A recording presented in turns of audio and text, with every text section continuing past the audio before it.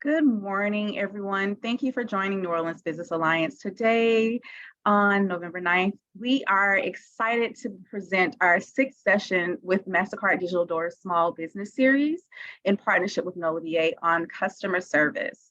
This is a virtual session, so please feel free. We will provide the recordings to you at the end of the session if you would like to share this information with others, and also will be housed on our websites for later review if you want to tune in and come back to some of those gems that Ms. Annette Morris is going to provide us with today. Annette Morris is the CEO of Goal Getter LLC, and I have a large bio that I've condensed because her pedigree and her experience is extensive. She is a part of a movement maker of the CEO Therapist brand, MIND or Mind, Moving in New Directions initiative, and has a knack for developing the goals and visions of other motivational and movement makers. She's helped women to live happy and fulfilled lives in not only their mission statements, but as you see in the backdrop, it is her way of life. She has her own mantra in the back. She is committed to her own development as a leader, a mental health therapist, a certified life coach, best-selling author. We want to hear about that book if we have time, and speaker. She is a first-generation entrepreneur and a college graduate, holding, shout out to the last one, but the first one, a bachelor's arts degree in psychology from Southern University of New Orleans and a master's of arts degree from Xavier University of Louisiana. XU. Okay. She loves to see the elevation of women and businesses and BIPOC businesses in general excel. And she has transitioned from the mental health world and focus on mental health and also embodied mental wellness within that transition of life coaching and coaching for your everyday business. So her mantra is amazing, and she continues to help support businesses in leading a balanced and happy, fulfilled business and your own life. So without further ado, I present Annette Morris. Good morning, everybody. As she said, my name is Annette Morris. I am a motivational speaker, but I like to do interactive speaking, right? So I don't like to feel like I'm talking to myself, especially in this virtual world. You know, we get on Zoom and it almost feels like we're talking to ourselves. So I don't have the energy of the people that's in the room here. But fortunately, I have you all remotely on Zoom. So I want to start with the people that are in the room, allowing you all to introduce yourselves so that I know who's in the room, what businesses are represented, all the things or whatever. So I see quite a few of you all. Can someone just jump in and tell me who you are, what business you own, and what type of, what population of business service or what products that you provide, services you provide, whatever it is. But I just want to get to know the people that are in the room. But not all at once. Y'all don't have to rush all at once. Well, I'm gonna jump in because I want to see if this is something, because I'm always ready to learn. So you're going in and out. Who is that introducing themselves? Is that Dawn there? Yeah. Okay. Hi, Ms. Hebert. Neighborhood Advisory Commission. We're in the business of communicating with people and educating the community members on issues that affect the community. So, and I could go on. That's the basic of it. Ms. Hebert, you were going in and out. What's the name of your business again? I'm sorry. No, it's really not a business. It's an organization, the East New Orleans Neighborhood. So I want to see, you know, if I can apply any of what you're going to teach us today. You know, to what my organization do, because we are in the business of communicating with individuals, with, you know, spreading the word about different things that's going on in the city, not only in my community. So I want to see what, you know, what this class can offer. So thank you. And thank you to NOLA VA. Thank you for joining us today. Who's going to introduce themselves next? Hi, my name is Gretchen Bradford, and I am here also as a neighborhood leader, but I have a business, a consulting business. Okay. And also I serve as the executive director of Gentility Development District. And I do events, festivals. So I was just Okay. trying to understand which ways you can help. And I was invited by Greg Lawson to just listen in. Okay. Well, thank you, Miss Gretchen. It's nice meeting you. Nice meeting you too. I don't have my picture up. I don't know what's going on my computer, but I'm here. Okay, good. Well, thanks for joining us. Who's with us next? I'll step up. This is Aaron Jordan. Hi, My Mr. wife, Jordan. my wife and I, we own Universal Printing. We've been in Okay. business for about 11 years. Okay. And we do have about 4 employees. Okay. So that supply chain of, I guess, available workforce is real. Okay. Okay. Understood. And where are you located? Is that in New Orleans East? Right. We in the east part of the city. Okay. Yeah. Okay. Yeah. I'm a visual person, so I see the sign. Is it like Lake Forest, Reed area, somewhere up in there? Yeah, it's right by the hospital, on Lake Forest. There's Okay. a cut through street from Lake Forest to the hospital. We right on that corner on Lake Okay. Forest. Okay. Yeah, I thought I've seen your signage before. It's nice meeting you, Mr. Jordan. Same here. Thank you. Okay. Who's next?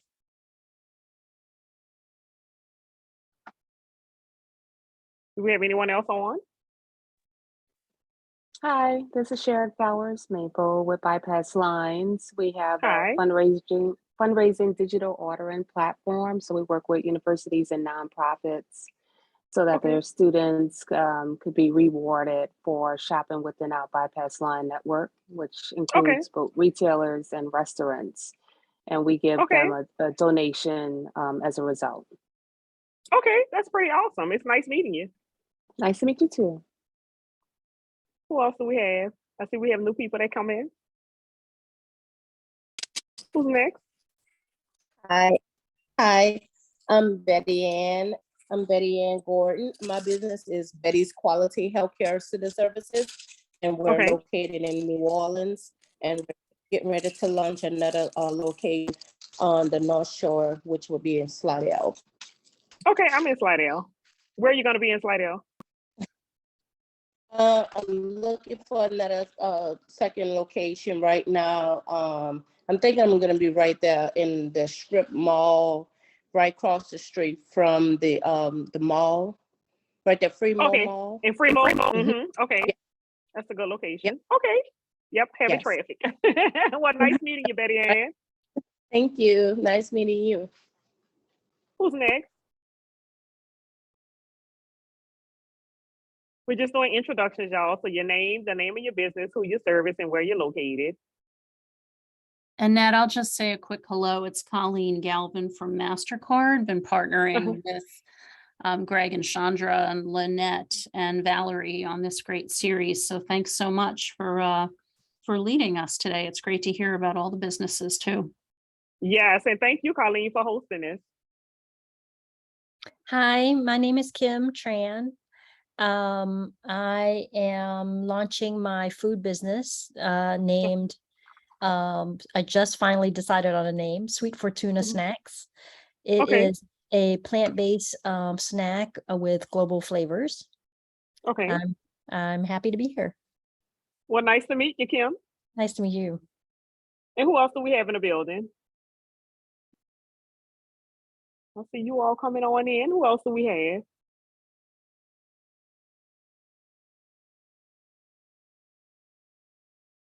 I see a few more people on the line. Anyone else open to introducing themselves and their business?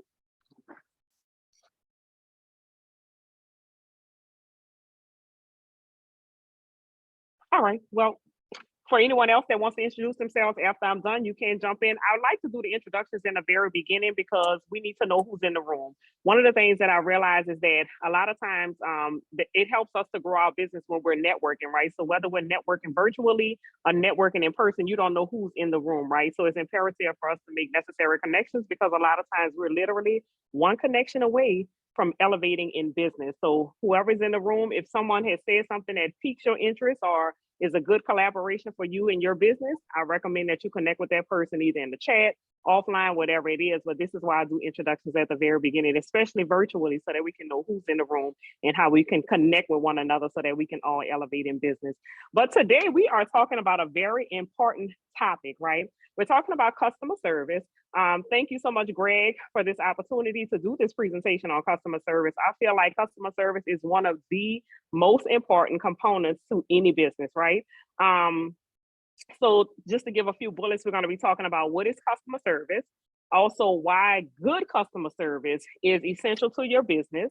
We're also going to be talking about how do you service difficult customers, 4 types of personalities, 4 types of difficult personalities, right? 8 soft skills that are essential in customer service for anybody that is touching a customer, either in person, virtually, via email, whatever it is. When good customer service just ain't enough, because we know that sometimes no matter how much you show up for a client, how soft you talk to them, whatever it is, sometimes it's still not enough for a person. So what do you do in those particular circumstances? And then we're going to kind of wrap it up. If you have any questions, by all means, feel free to jump in, because I'm the type of person that if I don't ask a question when it's on my mind, I'm going to forget it. So you don't have to feel like you have to wait until the end of the presentation. If you have any questions while I'm presenting, just get my attention and ask your questions so that we can go through it. Also, this is going to be a little bit interactive. So I'm going to be calling on some of you all just to kind of toss out different scenarios and just let me know how you would operate in that particular scenario with that particular person, right? So because we're talking about customer service, naturally, we're going to kind of hone in on difficult situations, because we know how we would handle good situations. We know how we would handle clients that are customers that come into our place and they're happy-go-lucky and all of this or whatever. It's the clients that come in, or customers that come in with resistance or with problems that we need to kind of work on even more, right? And no matter how long you've been in business, you're going to have a lot of good customers. You're going to have a lot more good customers than bad, but you're definitely going to have those difficult customers. So what is customer service? Customer service is the individual or team activity providing help and support to customers before, during, and after a purchase through communication of their choice. The extent to which the experience meets and or exceeds the customer's needs and expectations. One can serve a customer with positive verbal communication, timely order delivery, smiling and nonverbal positive gestures, and more, right? Companies provide customer service because we are in a virtual age right now. Everything is not in person, right? So customer service is not only in person. It's not necessarily how you just talk to a person. Customer service is also how do you, your nonverbal communication, right? So when you're smiling at a person, when you're giving them eye contact, all of those type things or whatever, right? If you're responding to emails, if you're conducting follow-up phone calls, right? A lot of times we fail at follow-up phone calls, but not realizing like a lot of our riches is in the follow-up. We need to stay following up with clients, right? If a client purchases something from you, whether it's a service or a product, right? One of the things you want to do is follow up to see if they liked it, how they enjoyed this particular service, right? The more that you engage with a client, they know that you are concerned about them as a customer, making sure they had a great experience. Most of the time, that client or customer will return to you and continue to patronize your business. So make sure follow-up phone calls is a part of your customer service process or customer service experience for your customers, right? Chatbots. I know a lot of people are not familiar with chatbots, but if you are on social media, which every business should be on social media and represented on social media, you want to learn how to use chatbots, right? The chatbots actually can run your DMs, right? So whatever questions a person may have, and typically chatbots respond to questions that come in the DM, right? And in most instances, you'll have frequently asked questions. So if your business and somebody is asking, well, how do I sign up for this particular service? Or how do I purchase this and this thing or whatever? You can set up the chatbots to respond to those particular questions. However, you would respond in person, right? Or yourself. The problem with you being able to do that physically is if you get 1,000 questions in the chat, in your chat or in your DM, you can't physically respond to all of those questions in a timely manner. So you do want to set up chatbots, right? Chatbots to your DM so that they can respond. And from there, then you know how to address those particular clients or whatever. If you have to actually make a phone call or have your team, somebody on your team to make a phone call and respond to that, then the chatbots is the way to respond and set up in your DMs, right? Again, social media DMs as well is another way of corresponding with clients and, you know, your customers, whatever it is. A lot of people do close deals in the DM, right? So you want to make sure there's some type of communication going on in a DM for people that will take it offline and respond to you in your DMs, that you have a system set in place to respond to people so that they're not just sitting on delivered, in other words, right? So they've commented or they've asked you a question and they never get a response. That's bad for business, right? Because they could be asking you about a service that you provide to patronize your business. But if you don't have some type of mechanism set up to respond to those particular questions, then your customer service is lacking, right? Video calls, just like we're remote right here, right now, there's also services that you can provide in that particular manner, right? But you want to make sure that you are running that appropriately. If that's a part of your customer service or the way that you service your clients, you want to make sure that that is intact. Text messaging is not as personal, but there are a lot of systems that can automatically respond to text messages, send out text message responses, whatever it is, right? Promotions, all of those other things. So there are a lot of softwares and systems that you can utilize for text messaging to keep your clientele or current customers engaged, making them aware of whatever you have going on, promotions, all of these other things or whatever, right? Sending out thank you messages, all of those other things, but you have to make sure you have all of these protocols set in place and that your clientele is open to receiving text messages, right? It just depends on the age range of the clientele that you are servicing, because a lot of older people don't feel like text messaging is personal, right? So you want to make sure that it's not offensive to your client first, right? So if you're servicing an older population, you probably want to make sure that they are open to receive text messaging, or if they just want, phone calls are more personal ways of communicating. Incentives is another option, and in-person assistance. So that's anyone that comes into your establishment. How do you service them? Eye contact, greeting them with a smile, all of those other things, right? So in person always seems to be like, well, for me, in person is the most engaging for me. But because of technology, because now we're able to service clients that are not in close proximity of us, a lot of our business can service people worldwide, nationwide, globally, or whatever it is, right? In person is not always an option anymore. So thank God for technology that allows us to service people globally, but we also have to make sure that we are providing quality customer service, even to those people that we are not in person with. Does anybody have any questions before we move on to why is good customer service essential to your business? No? Okay, so we are going to move on. All of you all should have also received this ebook that we created that's on the screen. You should have received it in your email, but if not, you can follow along on the screen and you will have it in your email shortly. Why is good customer service essential to your business, right? Customer service is ultimately relationship building, right? So you literally are building a relationship because these are humans that you're dealing with, right? Establishing a relationship between you, your business, or the individual that you are working with, right? Good customer service is the life or death of your business. I hate to say it like that, but that is the reality, right? Because customer service is a major component of the customer experience, and it is the greatest determining factor of whether people will continue to patronize your business. That's the reality of it, right? If you have poor customer service, and you can put yourself in the shoes or in the feet of a customer, right? At this point, you're a customer. You're not the business owner, right? Most of you all on this line are business owners. You're running an organization or whatever. But now I want you to put yourself in the shoes of a customer. Exactly, Dawn. First impressions are very important. When you walk into an establishment, if somebody say, yeah, come on, and what you need? You know what I mean? Like, you're gonna be like, okay, I don't need anything at this point, right? Because that didn't make you feel warm and want to continue to stay at that particular establishment, right? But if you are greeted properly, the person you come in and they have a smile, they're warm, all of these other things. Now you want to continue to stay at that place. Hi, hey, how can I assist you? XYZ. And hey, listen, I want to be here. I want to purchase whatever it is that you have. Now, if I go into an establishment and I'm treated rude and they have the thing that I want, I no longer want it. And that's just the reality of it, right? So you have to consider that when you are providing customer service, when you're on the boss end of this situation, how would you feel when you come into an establishment? How do you want to be treated? How do you want to be greeted? All of those things, right? And extend that to the customers that come and support your establishment, no matter if they support it virtually or if they support it in person, right? So I use, for example, last week, I had the privilege of going to a new restaurant in Mandeville. The restaurant was called Coffee Rainy. I had never heard of this establishment in my life. But one of my new prospective clients wanted to meet there or whatever, right? And so I said, okay, well, I'll find it or whatever, because I'm in Slidell. So I'm already on the North Shore. I was like, that's fine, I'll find it.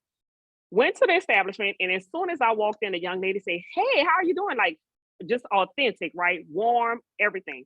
So she was like, have you been here before? I'm like, no, this is my first time here. So then she started, giving me the lay of the land, and, you come, you order here, XYZ, you get your menu. I was like, okay, where are the menus? One of the customers in the building got up and was like, here, ma'am, here's the menus right here. Gave me the menu or whatever, right? So everybody was really nice in the establishment, right? She was like, would you like a coffee to start? I was like, yeah, right? So I took the coffee, sat down, but then I realized when I looked up, I was like, this is almost like a whole coffee shop. They have all of the syrups, the caramel, the white chocolate, all of this or whatever. I was like, nah, I want, like a white chocolate mocha or whatever. So I went over, I was like, well, can you just add flavor to the coffee? No big deal.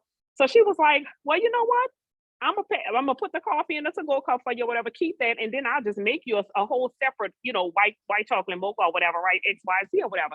So like they went over and beyond. The food was fresh. Everything was really nice in the atmosphere, the environment. Everybody was really, really nice, right?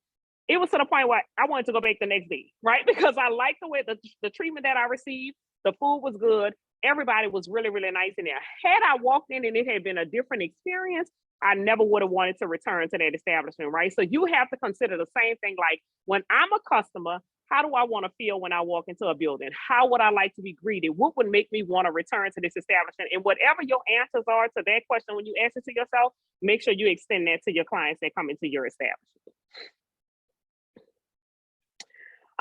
The effects of good customer service is just that. You have clients that want to continue to patronize your business.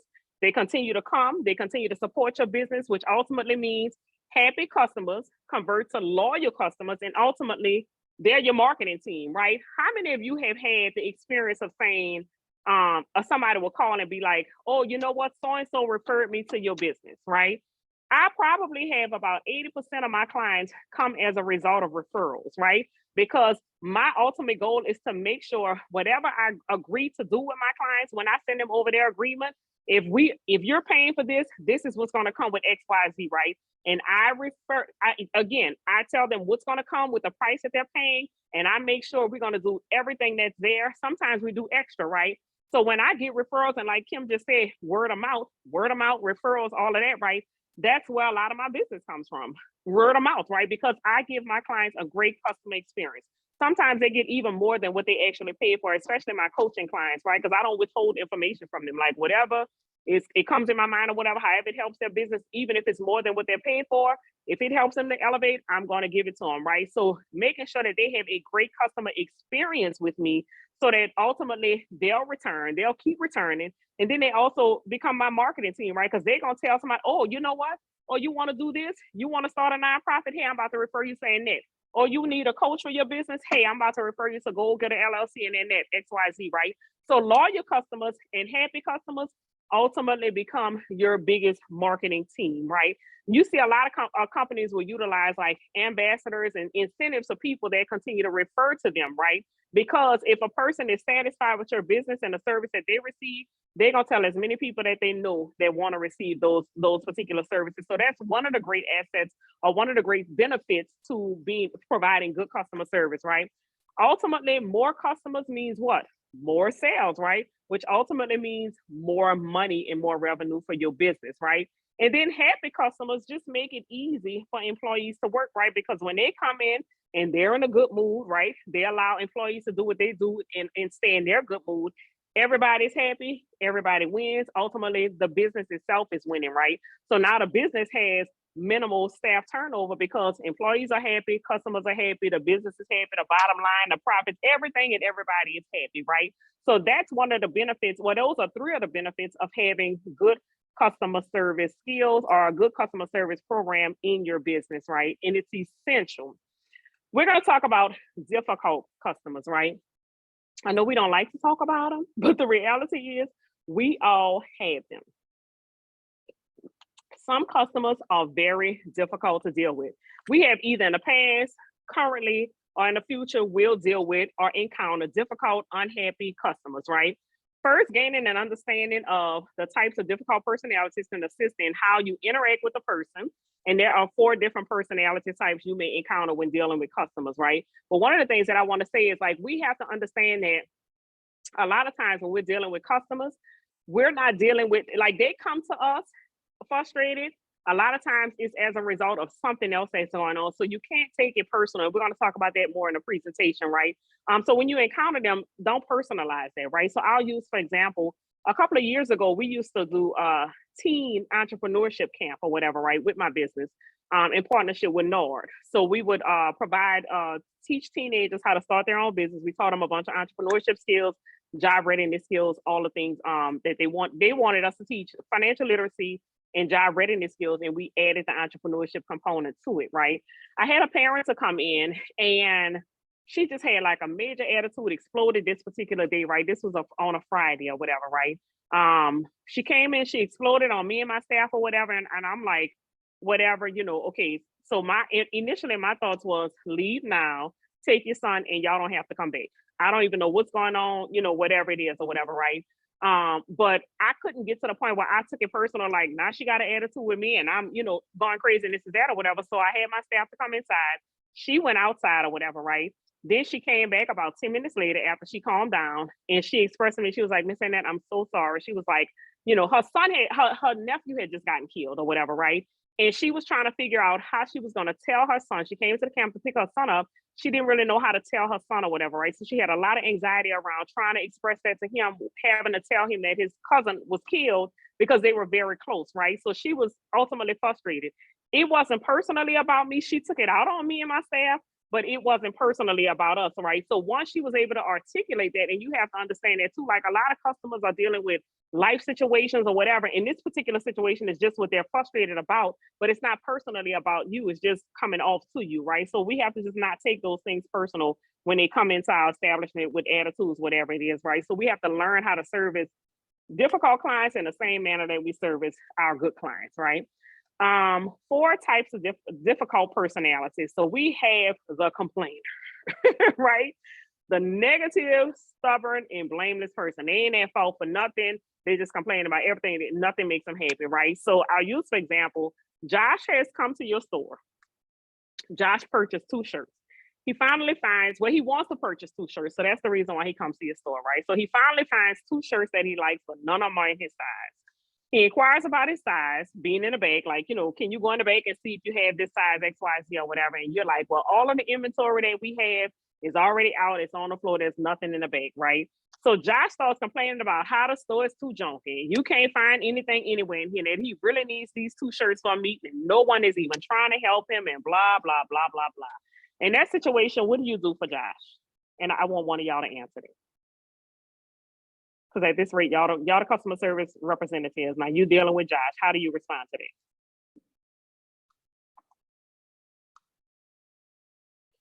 Kim, you still on? Kim Tran?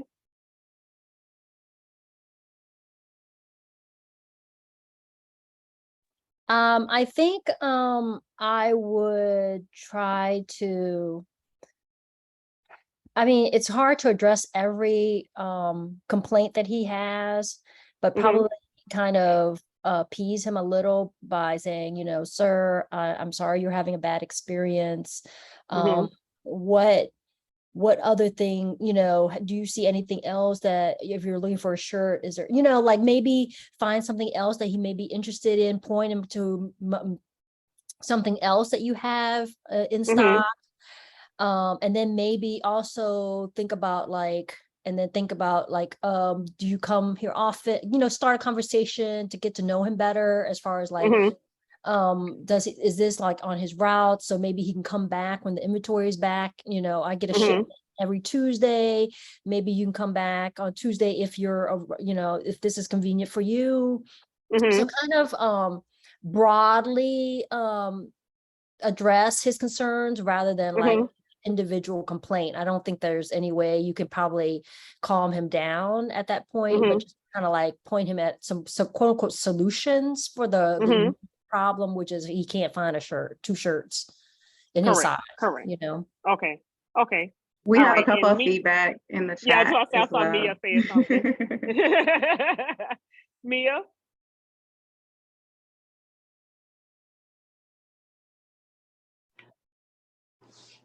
Yes. Oh, there we go.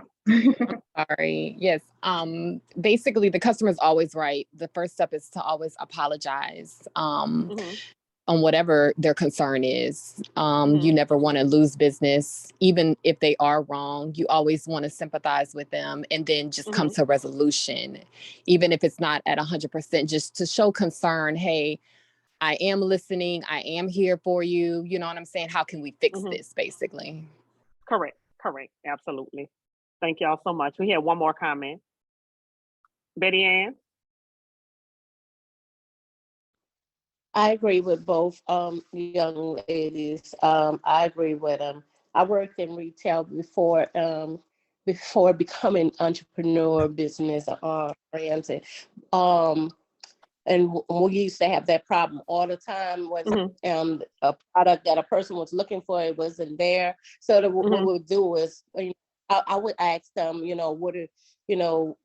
just try to change the conversation, but at the same time, classify them by trying to refer them to, or a particular color or something, we may have something that's kind of similar to what you're looking for, something like that.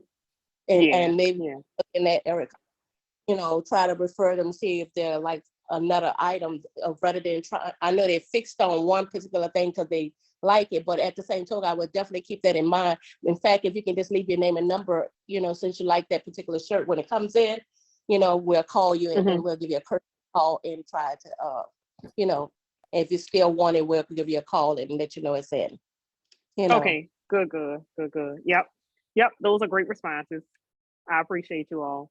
We're going to move on to the expert know-it-all, highly intelligent and condescending person. We all know those people too, right? So this person's name is Lynn. Lynn enters the store and has already made a decision on what she would like to purchase. She's researched the prices and has the screenshots of the prices in her phone, right? She addresses you in a condescending manner because when she gets to the register, like it's ringing up, it in her phone, it says it's $7.99, but it's ringing up for $9.99, right? So when she addresses you in a condescending manner because remember, like she's an intellect, she's highly intelligent, and she feels like nobody else is as intelligent as she is. So when she addresses you, she's talking about the price as if you personally price these items yourself, right? So it's almost like she's attacking you for that price being wrong. She's instructing you to go to the aisle to do a price check. And when you refuse, because you're simply telling her like, ma'am, I can't leave the register, whatever. I'm responsible for monitoring XYZ, blah, blah, blah, whatever. But I'll send somebody else. And then she starts calling you lazy and degrading names. What do you do in that particular situation? How do you handle that? Kim said she would give her the price. Anybody else has a response to that? As a customer service representative, how do you handle that?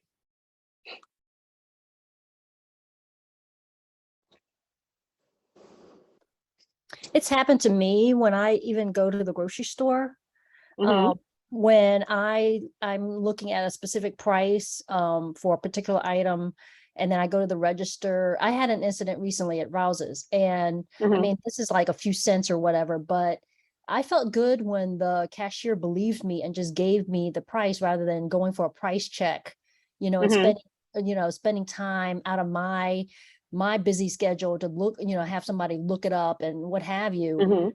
So I felt like, she trusted me, and if I said that's the price, then I mean, you're gonna have some people that lie, I guess, or whatever, try to get away with stuff. But at the same time, I think if we trust people more, oftentimes, they'll remember the good experience and they'll come back. Correct. Absolutely. And they'll buy more. And they'll buy more. So it actually kind of counter affects your, the loss that you may have if she lied.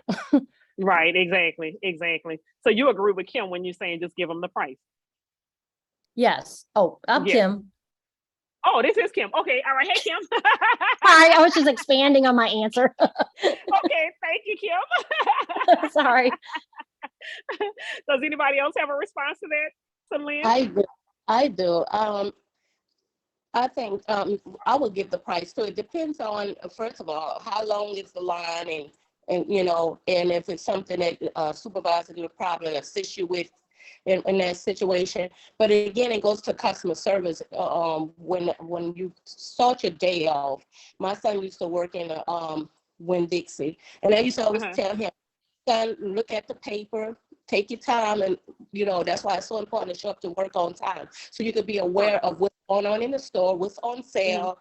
Look at the paper, look at the, in fact, keep one by your register. So when people come up and if they have a concern about a sale item, you're able to address them. That's customer service.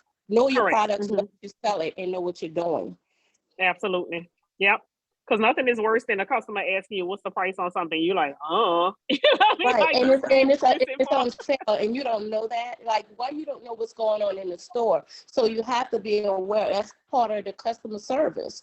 So know what you're doing. It's why it's so important to show up to work on time so that you can get familiar with what's going on in the store, what's going on, what's on sale and stuff, just little small things like that.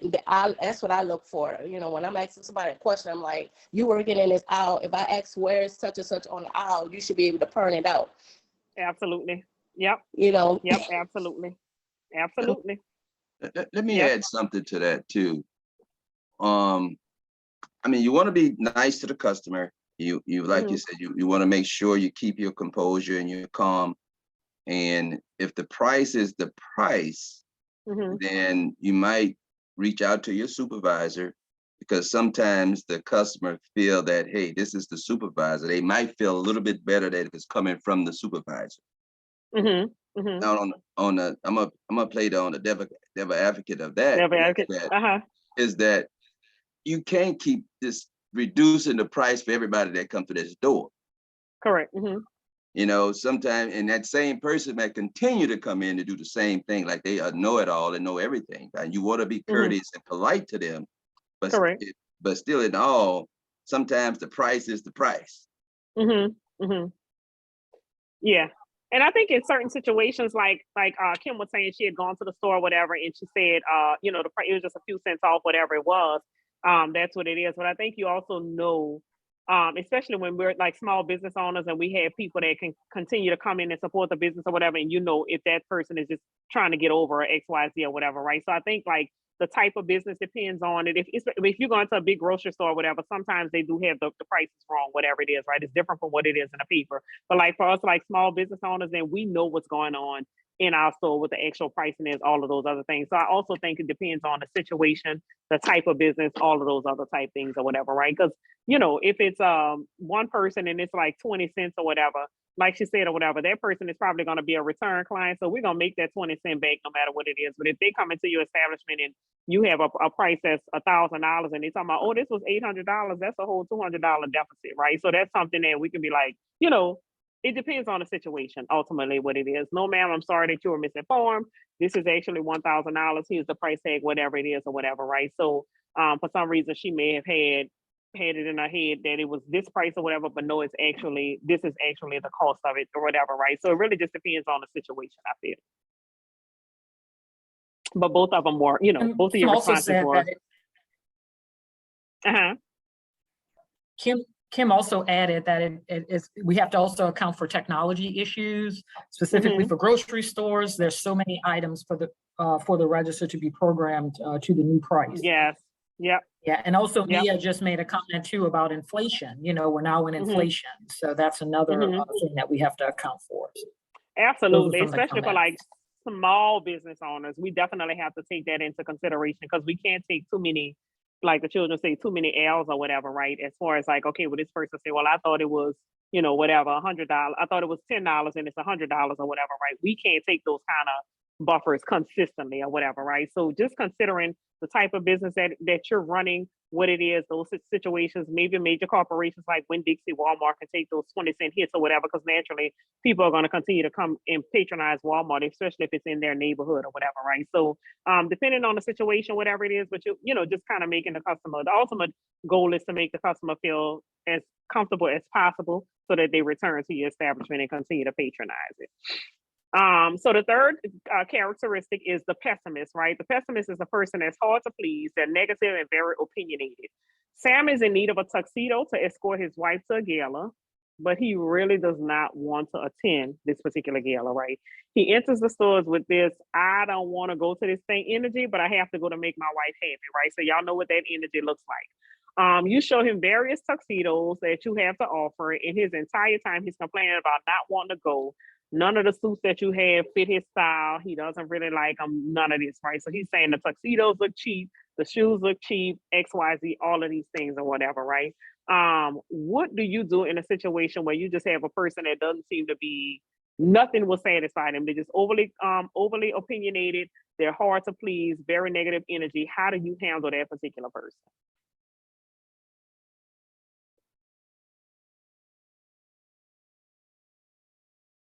Kim, you want to take this one? Kim or Mia?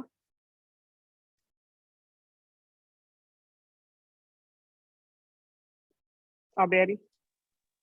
I'll go ahead and comment. Basically, like I said, you always still apologize. Just always take the higher road. You know, so you can't control people. You can't control how they are, their actions, or anything like that. You know, just always take the higher road. Sometimes you just can't please people, you know, but still give them options. Still, hey, I apologize, you don't like this, but what about this? And as long as they see you still taking that high road and how the way they act is not affecting you negatively and you're not reacting negatively, 9 times out of 10, they'll just either leave or they'll find something else, you know, because they see that they're not getting a reaction out of you. Absolutely. Absolutely. Yeah. Anyone else has a comment on the pessimist?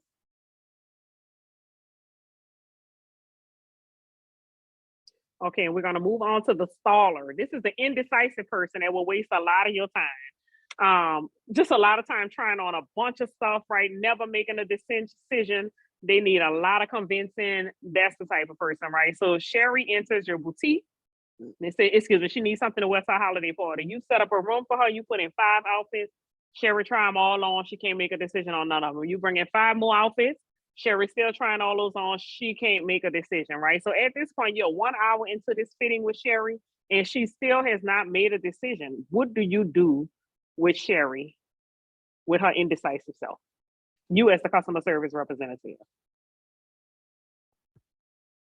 I would probably, this is Kim, mention to her about like going home and thinking about it. I mean, wait, did she need it that night?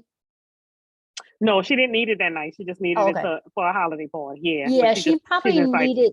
Yeah, and like I would suggest like maybe, or take a picture of her in each of the outfits, and then have her on her phone or whatever, and have her say, you know, let go. You have time to think about this. You know, we'll be here. So that way, kind of like maybe she does need time to digest and make up her mind, rather than feel like she's pressured because she spent. And sometimes people feel like, I've done this too, that I've spent time with the salesperson so much that I feel obligated to have to choose something, but I'm not like quite sure. And so a lot of times you just need to be away from it, or to think about it overnight, or, you know, not feel the pressure of the salesperson standing there.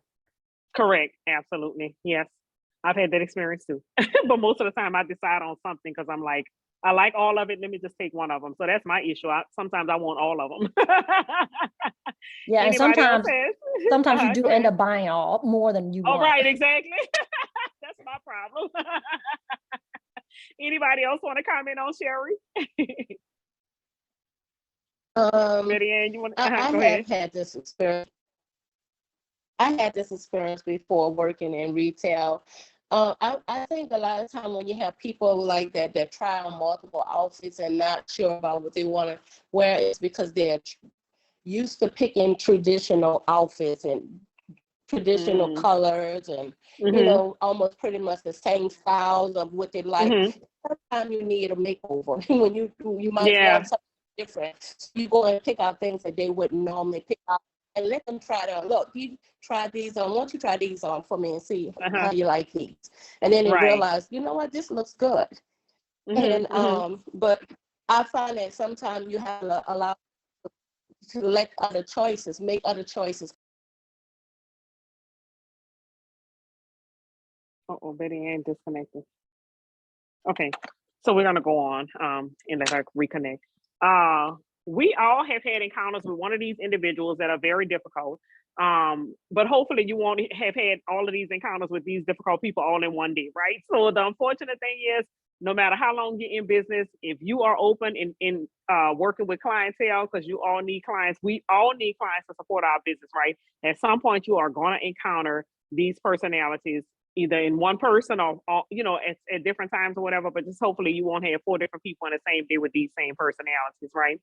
Once you have an understanding of the different personality types, then you know how to handle these particular situations. Everybody that chimed in today gave great recommendations, even a devil's advocate, right? So you have to learning how to deal with the difficult personalities, dealing with people, and just realizing like you are different, dealing with human traits in different circumstances, and not necessarily personalizing it, which is what we talked about a little bit earlier, right? So there are actually 8 soft skills that I highly recommend. You making sure like whoever deals with your customers and you as the business owner have in your stash or within yourself or in your customer service training to make sure your staff knows how to deal with difficult clients, right? The 8 soft skills are clear communication, listening skills, self-control, a positive attitude, assertiveness, conflict resolution skills, empathy, and negotiation, right? So clear communication skills. Communication is not only verbal communication, right? So typically, I know a lot of you all stated like when a difficult client comes in or a difficult customer comes in, initially you want to apologize for whatever the situation may be. And that is great, right? So you want to start off, I'm sorry that, you know, you're having this experience. I'm sorry you weren't able to find XYZ, whatever it is, right? But then also making sure like your nonverbal communication is in alignment as well, right? A lot of times, like if we standing like this shows like frustration or anger, right? So this puts the person in defense mode. If you're standing like this or whatever, if your face looking at the person like this, whatever it is, right? So we have to also make sure nonverbal communication is in alignment with what we're saying and how we want the client to act, right? So if you are not smiling and not giving off warm energy to that particular client, a lot of times you're going to inflate that client's anger, frustration, whatever it is that they're already bringing to you, right? And we don't want to match energies. That is not the goal in customer service, to match energy of a difficult client, right? Also, you want to make sure that your tone is lower, right? So we're not actually trying to have a pen match with clients, right? So if they're yelling, you want to maintain a calm, lower voice, right? And at that point, at some point, if you maintain your cool and you are talking to them in a calm manner, at some point they're going to de-escalate, right? But if you start yelling and they're yelling, then it's going to continue to escalate and be an all-out altercation in the store, in your establishment, whatever it is, right? So we don't want to match their energy. We don't want to match their tone, none of that, right? Yeah, so just depending on how irate that particular person is, you probably want to pull them to a side and handle it in the office in those type of situations. Some people come into your establishment on 10.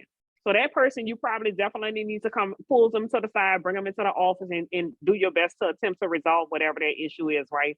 But just making sure your communication is intact. If it's a customer that ordered from you virtually, or if you have like an e-commerce site, whatever it is or whatever, and you're communicating with this person in written communication, also make sure that whatever email that you type to them or whatever does not have a tone that will kind of inflate the client as well, right? So we say, okay, an email can't have a tone, but a lot of people pick up tones from an email and it will misread the communication and feel like it's offensive, whatever it is.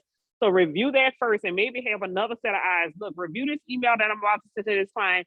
Make sure that it doesn't give you an offensive feeling before I press send or whatever, right? Because the attempt is not to infuriate this person even more, frustrate them even more, and cause an elevation in this particular situation, right? You want a resolution and not elevation of negative energy. So we have to monitor our verbal communication, the nonverbal communication, as well as written communication, depending on the clientele that we are dealing with, right? Listening skills. I know all of us are in that age range where we have had a parent to say, God gave us 2 ears because he wants us to listen more than we speak, right? So you want to make sure you are listening more than you speak, being an active listener, right? So how do you show that you are actively listening to a client? Well, y'all heard her read my bio. I am a therapist by trade, right? So one of the things is you want to rephrase what that person is saying, right? Am I hearing you say X, Y, Z, right? That also shows that you are paying attention to them, that you are attentive to what they're saying and giving them that back so that you make sure that you are clear on what they're communicating to you, right? But first you want to listen. A lot of times we don't practice active listening, even in communicating with other people that we're in relationships with, right? A lot of times we're just trying to figure out our moment that we can jump right in and say something and rebut whatever the situation is. And that's not how you would handle a customer service scenario, because you really want to know what the client's issue is so that you can offer a resolution.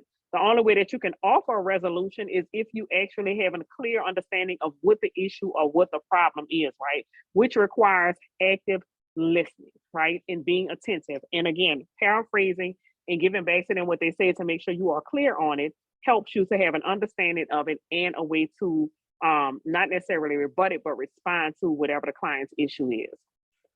Self-control. Self-control, you have to remain calm in this situation, because we just said we're not here to match energy. That is not how you resolve a customer's issue. That is not how you grow in business, by matching the energies of your client, right? It just doesn't happen. Not as far as if you're trying to grow the business and keep that customer, keep that person as a customer, right? Now we'll talk about later, like some customers are not meant to be kept, because all money ain't good money, and all customers are not your customers or client, right? So we'll talk about that a little bit later. But you do want to remain calm in all situations when you're interacting with clients. Stress management. A lot of times we bring to work or bring to the office things that we have going on in our personal lives, right? So I do recommend that you all figure out ways to manage your personal stress so that it is not spilling over into your business. Most of you on this line are running organizations, are running your own business, but you can't bring the personal issues into the business and expect to make money, because that impacts your bottom line, right? So implementing some type of stress management protocols or procedures for yourself before you get to the office, so you can bring your best self and your highest self to the office, right? So one of the things that I do recommend, and this is what I do on a daily basis, my personal self-care stress management routine for myself starts at 4 a.m. So every morning I wake up at 4 a.m. and I have a self-care routine from 4 a.m. to 5:30 a.m., right? Why? Because that is the quietest time in my house. Nobody is woke but me and God, and maybe a few little birds outside, right? So it's quiet time for me. I'm able to utilize that time to pray, to read my scriptures, to do meditation, to exercise, to read, all of those things, right? So that actually gives me a refill daily so that I'm prepared for my day, right? Taking all the stress off of yesterday, whatever happened during the night. If I had a bad dream, I don't know what it is, right? But I want to take everything off that's negative, take me a deep exhale, give myself time to breathe, meditate, all of that. Yes, my time is 3 to 4. Yes. So that's the most productive time for me, because it's very, very quiet, right? So that gives me my me time and time to just refill myself, right? Getting all the stress off, anxiety, and ready for the day, right? So you need to figure out like what works for you that helps you to take the stress off so that you don't bring that into the office, right? So now your client is not, or your customer is not getting the brunt end of something that happened personally in your life that you brought over into your workplace, right? So figuring out how to manage stress and do that consistently before you go to your office every day. Even when I get to the office, sometimes I sit here and meditate, have my candles going, whatever it is, right? But whatever you need to do for you before you get to your workplace or to your office or your building, whatever it is, do that. And exercise and patience, right? Because I talked about earlier, like sometimes people are dealing with their own stuff, right? So we just have to learn to be patient with them. I just gave y'all the scenario of the young lady that came to my camp or whatever, right? I knew it wasn't me personally. It felt like it because she was attacking me and my staff, but to learn after, she's dealing with the anxiety of having to tell her son that his cousin has been murdered like an hour prior to that or whatever, right? So just being patient with them. When she came and explained it, she bust out crying. I hugged her, let her release all of that, all of those things or whatever. And her son was back at camp that Monday morning, right? So just being patient with people, because I try taking deep breaths and going to, deep breathing really works, right? Sometimes I literally have to pull away from the desk and get away from it and walk away for about 5 minutes and take a deep breath, depending on the capacity of the day, right? So I do recommend figuring out what works for you and doing that to manage stress, but definitely having patience with people and having patience with yourself as well, right? Positive attitude. Hospitality is one of the biggest things or whatever, right? Because we have to realize we are dealing with humans, right? So being hospitable, showing a good mood, smiling, all of those type of things or whatever makes a person feel like you want them in your business, and then they'll want to return, right? So displaying hospitality, having a sense of humor, right? Because I'm a person, I love to laugh and I love to make people laugh. Everybody is not jokey, but at least be light enough, right? So clients can feel warm and welcome, right? Little joke with them or whatever, not when they're at 10, because you can't, if you laughing while they're at 10, then that's gonna make them even angrier. They going to 20, right? But making sure like when you're talking to them, once you bring them down and de-escalate the situation, kind of infuse some type of joke or whatever, just to lighten it up even more so that the person is like, okay, well, this person is relatable. They understood my situation. They was able to calm me down. Now they joking. Now we cool, right? So when a person feel like, hey, we on a level, I've gotten a resolution. This person is joking with me. Hey, this is my good sister friend. I'm coming back to support this business because she was able to resolve my situation. She didn't get an attitude with me. And at the end, we was joking and laughing. By the time I walked out, I walked in angry, but I left happy, right? So that's really what you want. Ultimately, what you want a frustrated person when they come into your establishment, you want them to leave better than they came, right? They came angry, but you want them to leave happy and satisfied, right? At that rate, that person is going to come back. But the next time they come back, they won't be as angry as they was this time, guaranteed, right? And also willing to go the extra mile. So I know we talked about earlier, like the guy that went into the establishment to get the 2 shirts that didn't have his size XYZ. Somebody say, hey, you know, give me your phone number or whatever. I'll call you when more get in. Even like an extra step would be like, one of them, I think Kim said, okay, well, we don't have that particular pattern, but we have this color. Hey, let me walk you to where the shirts are. What size do you wear? XYZ or whatever. So typically going that extra mile will help that client to feel like, hey, you know, they went the extra mile to help me XYZ or whatever. Hey, I'm gonna go back to that establishment. I'll use, for example, the car dealership that my car is with, right? When I go to get service, most of the times, you know, you got to bring your car in to get service. They give us a loan or XYZ or whatever, right? But my particular customer service representative, because they assign customer, you know, different representatives to different people or whatever, right? He started coming to my house to drop the loaner off and pick my car up. And then when my car was finished, all I had to do is pay, and he would bring my car back to my house and pick up the loaner, right? That is literally the extra mile because he lives in Slidell and the car dealership is in Metairie, right? I'm like, listen, I could buy all of my cars from this dealership from now on just because they go, that my particular customer service representative goes that extra mile to make sure like I don't have to go out my way. I mean, what dealership you go to where they bring the loaner to your house, pick your car up, and then bring it back, right? That's great. That's great customer service to me, right? So just going the extra mile for your clients or whatever, just to make them, you know, want to be return clients and continue to support your business, right? Being assertive, but not aggressive. So assertiveness is another one of the traits. Stay in control of the conversation without attempting to overpower that particular person, right? So you don't want them to continue to go on and they raging, because you know, an angry person, the more they talk, the angrier they get, the louder they get, those type of things or whatever. So you want to make sure you're in control of the conversation without overpowering them. So when I say overpowering, you're not trying to talk louder than them. You just want them to say what the issue is and then give you an opportunity to get in and offer resolution, right? No, girl, the Porsche dealership. The Porsche dealership. Stay in control of the conversation, but don't overpower your client or whatever, right? And then ask clear and direct questions, right? So ask them questions that lead to like, okay, so what is the issue or whatever, right? Just say the shirt was too small, XYZ or whatever. Can we offer, is it the color that you want? Those type of things or whatever, right? So you're asking questions so that you can figure out how to resolve that issue for them, right? So ask clear and direct questions, and then conflict resolution. So we have to be more focused on a solution than we are on a problem, right? So being solution focused and not problem focused.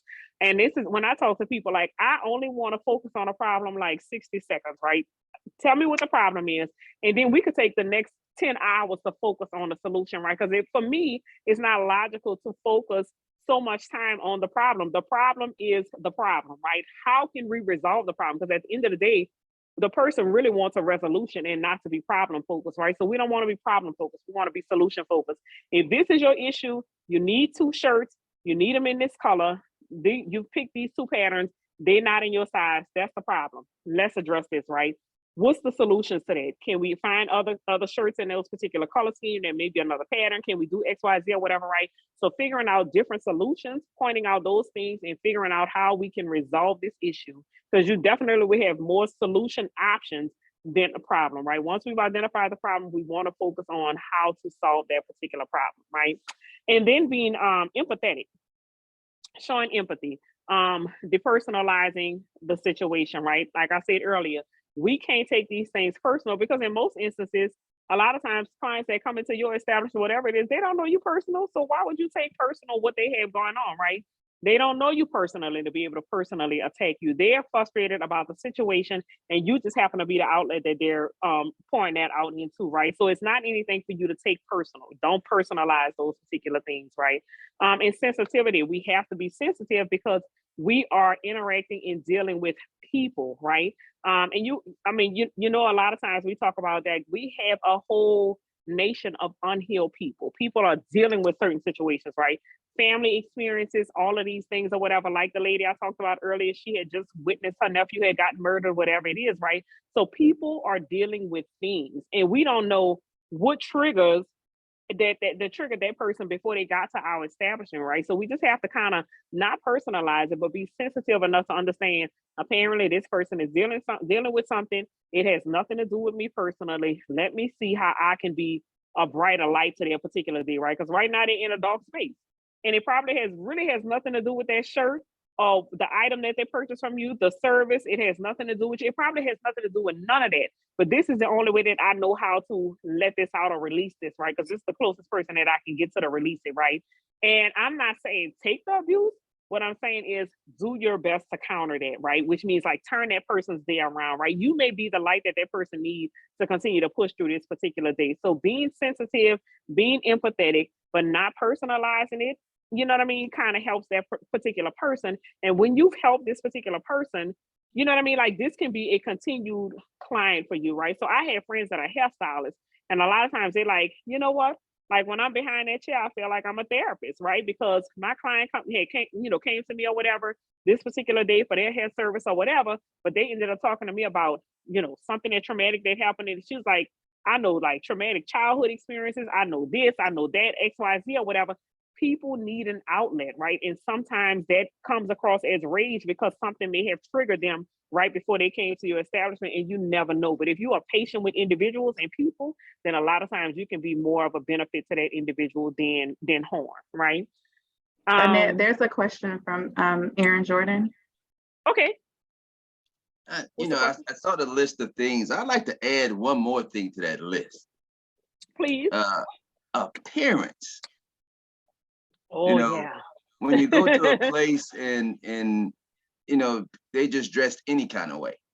Mm-hmm. Mm-hmm. And you have a tendency not to go there because you don't like their appearance. Correct. Mm-hmm. This is so true. I think that's important that that you waiting on a customer. You want to make sure you look nice and well groomed and so forth. Especially when you're going to restaurants. Yes, this is absolutely true. Absolutely true. Like Kim said, professionalism. Also, like one of the things that that baffles me, and I'm like, who's training these individuals? Like if I go to Dollar General and I run in to get some batteries or something, and the cashier is talking on her cell phone while servicing me, I'm like, yeah, that kind of takes me aback too. So stuff like that, yeah, definitely. Appearance, your attire, the way you dress, and the way that you interact with me as a client, those are definitely other issues. Thank you so much. That was Aaron, you said? Thank you for that contribution. Okay, thank you, Aaron. When good customer service just ain't good enough. Now, we know sometimes we can diffuse a situation when we're working with a difficult client, and sometimes no matter your efforts, how you communicate, how low your tone is, how you nurture them and offer solutions and also offer other options, sometimes that is just not good enough, right? This client is not seeking a resolution. Sometimes they just won't fight. That's just the reality of it. Some of them come in just so complicated, they just won't fight. Now I'm gonna say, give them the business, but I'm just kidding. That's not the option, right? So I'm just kidding about that. But understand that sometimes you will never please all of the people all of the time. And one of the things we have to realize as small business owners, some clients are just not our clients, right? And it's okay to acknowledge like this person is not in alignment with my business and the offering that we have or whatever. We have the ability to be selective about who we service, right? As small business owners. And if this person is not in alignment, they're already going to be a difficult client, whatever it is, right? All money is not good money, right? So everybody is not your client, in other words. And it's okay to acknowledge that, right? So even as far as with me as a coach, I always had what I call a discovery call before I accept a client, as one of my coaching clients. Reason being is because I know that I can't service everybody, right? I know that in order for me to coach you, you and I are in a relationship, a one-on-one relationship, right? Some people's personality may not match your mind, right? They may not like me, or I may feel like, okay, well, what you're looking for, I can't accommodate that because I don't know it, right? So that's not my area of expertise. So I'm not going to take you on as a client just to take the money and then not be able to service you, right? Or per different personality types because I'm a funny person, you know, those type of things or whatever, right? And some people may not like my personality. I may not match with other people's personalities, right? So you have to make a discernment to say, because everything at the end of the day can't be, listen, I got to make this money, so I'm just going to take everybody. That's not what it is. All money is not good money, and every client is not your client, right? So having an understanding of that as a small business owner saves you a lot of heartache and a lot of headache from the very beginning, right? So using that particular discretion. But if you are like a major corporation or whatever, you can't really control who comes in. So like Walmart can't be like, oh, okay, we only service women that have children. You know what I mean? Like everybody comes in. So it just depends on the business structure that you have, what type of business you have. You can be selective about who you service, and the people that, you know, you service or whatever, right? But then also make sure you have done the right part. If you have a person that you do agree to service or whatever, right? Make sure you've done your part and that their frustration is not as a result of something that you didn't do that you agreed to do, right? So like I said, when we first start a relationship with anybody, before we do the work, we send out the business agreement to say, this is how much you're gonna be paying, and this is what's included in there, right? Make sure whatever you promise that person that you are going to provide to them, that you are delivering on your promise, right? So make sure that their frustration is not as a manifestation of something that you didn't do that you committed to do, right? And don't over promise and under deliver, right? So if you tell the person, hey, I can have this order ready for you in 2 weeks, XYZ, make sure that you have that in 2 weeks or less, right? To them. Don't overcommit and under deliver, right? So you just want to make sure like their gripes are not valid gripes, right? As a result of something that you committed to do, that they paid for you to do or whatever, and that you're not doing. Make sure it's invalid and it's not, not justified or whatever, right? So in that case, again, there are some issues where you won't be able to resolve whatever that customer's issue is, but it shouldn't be as a lack of effort or a lack of trying. You should do all that you can, utilize all the skills that we discussed earlier to make sure that this client is ultimately satisfied in the end. Why do you want to exhaust every effort and every avenue in customer service? Because your ultimate goal is to continue to have clients that recycle in your business, right? So if it's like Aaron, I think that was Aaron that said he has the printing company, whatever that client, especially if it's a small business owner, if they need t-shirts printed, Aaron wants them to come back to him for t-shirts. If they need flyers, he wants them to come back for flyers. Whatever their printing needs are, you want that client to continue to come to you over and over again, right? To be a loyal client. And then when they have people that they're servicing or they know need t-shirts, flyers, whatever it is, you want that referral base, right? So you want to make sure that you can adequately provide what that client needs, so that they can make referrals and that they can continue to come back and support your business over and over again. I know somebody else said they have a personal care business. So if you are servicing the grandmother of this particular family or whatever, right?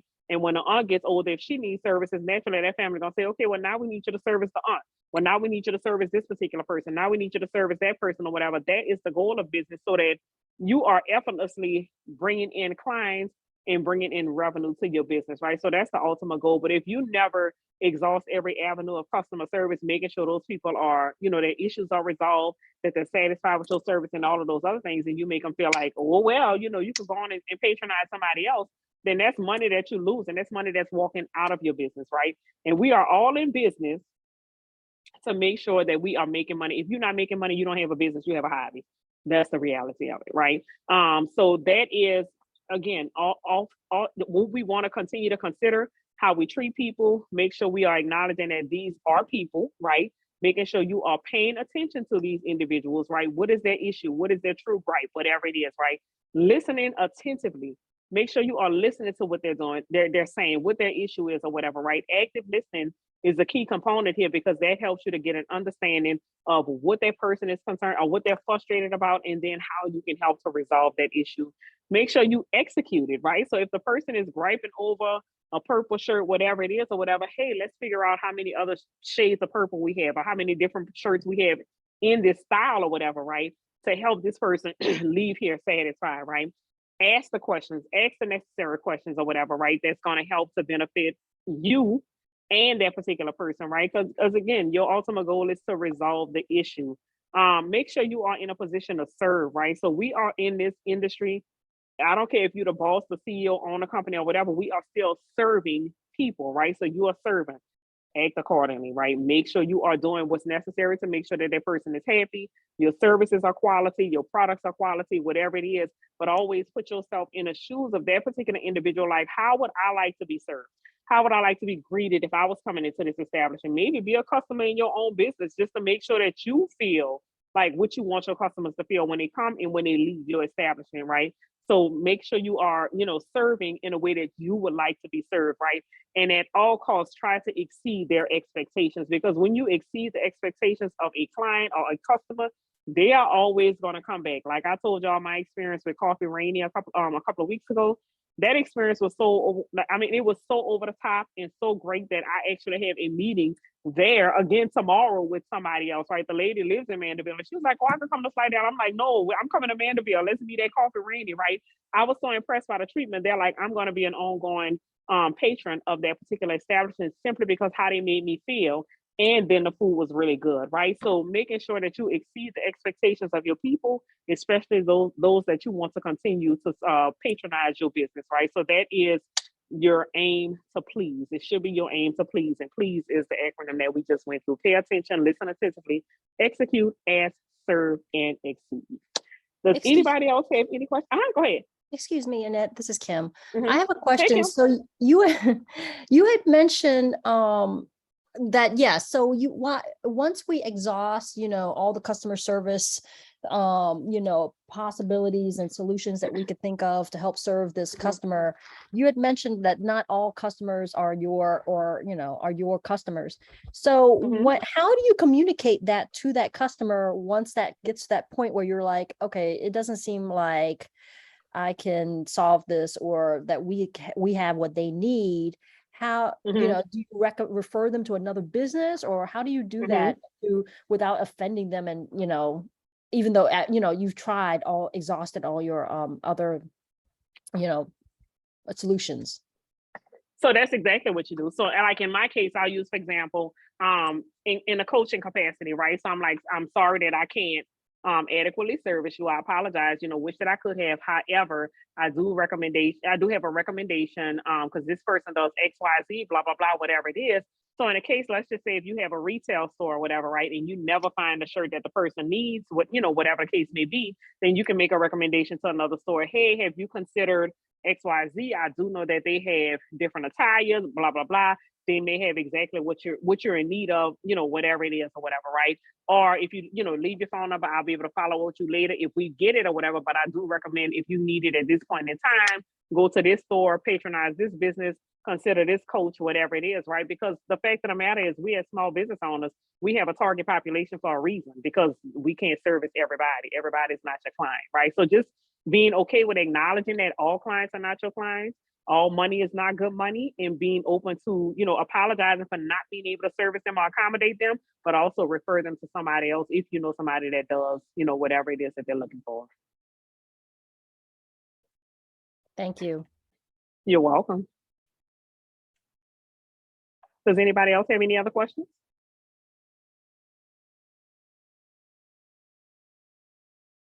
Y'all good? I am copying the link right now. So okay. I'm putting it in the chat so everyone can have your details. I made an Adobe file just in case. Okay. And then if you all aren't able to download that, I'm also placing my email in the chat so I can provide that to anyone who would like it in a PDF format without having to go through Adobe. Okay. So if no one else has any other questions, that is the end of my presentation. You're welcome, Betty Ann, and thank you for contributing. Yes, thank you so much it's always great to hear about the customer service perspective from a business owner, someone that's local, that kind of is tied to and knows the market here, and some of the pain points that a lot of entrepreneurs on the call have expressed. And I know you could have probably 60 top skills or, tools that people use outside of breathing and making sure you're servicing your market, your price point, and things are of transparency and clarity so that you can have some of those gray areas smoothed out in order for you to kind of continue your business, because you do have finite time, and using those soft skills is really, really important. And I think communication is one of the biggest skills, clear communication that you really have, because as we have seen, when lines are crossed, it becomes telephone. So even in the grocery stores, I feel that even that hello starts the dialogue and is opening and welcome and provides you with great context. Valerie has informed everyone in the chat that those that have signed up will be sent an email, and that will have the webinar recording, and we'll provide the link as well to the lovely ebook that you provided us. And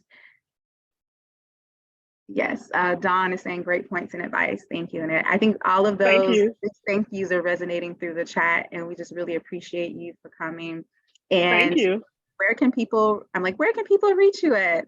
So y'all, I am on everything. I'm on Facebook as Annette J. Morris, MA, and Instagram. My business information is Goal Getter LLC. Goal is GOAL, Getter GETTER LLC on Facebook, and Goal_Getter_ University on Instagram. I'm also on LinkedIn and at J. Morris, MA. Where am I? TikTok. I'm everywhere. I'm everywhere. And you're everywhere doing what you love. Absolutely, all the time. Strongly encourage that. Thank you so much, and thank you all for attending. Thank y'all. Y'all have a good one. Enjoy the rest of your week. Thank you. You too. All right, thanks. Bye-bye. Bye-bye.